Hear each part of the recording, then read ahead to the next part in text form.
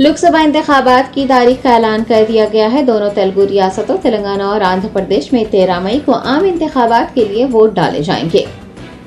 Chief election commissioner Rajiv Kumar के मुताबिक दोनों तेलुगु रियासतों के लिए 18 अप्रैल को इलेक्शन का नोटिफिकेशन जारी किया जाएगा।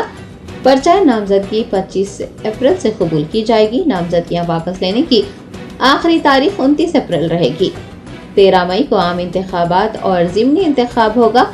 4 जून को नतायज जारी किए जाएंगे।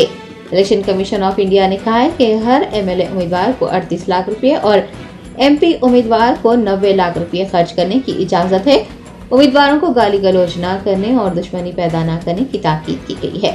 राजीव कुमार ने कहा है कि गलत मालूमात के खात्मे के लिए इलेक्शन कमीशन ऑफ इंडिया का एक खुसूसी यूनिट काम करेगा। गुज़िश्ता की तरह इस बार भी 7 मरहलों में 19 अप्रैल से 1 जून तक पोलिंग होगी।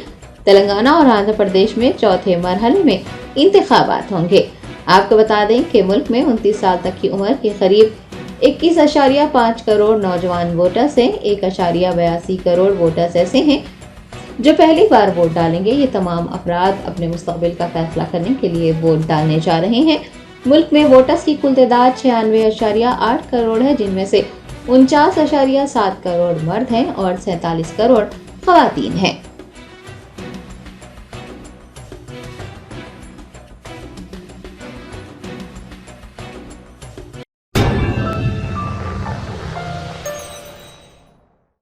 Asif sweets and bakers, Asif Nagar main road और branch blue moon sweets and bakers Tappa Chabutra हर साल की तरह इस साल भी रमज़ान के मौके पर रोज़ेदारों के लिए पेश कर रहे हैं 4 गोश्ता और असली घी में तैयार करदा 100% हाइजीन आसिफ रमज़ान स्पेशल हलीम, जो शब मेराज और शब बारात के मौके पर भी दस्तयाब रहेगी। एक बार खाएंगे तो बार बार चाहेंगे।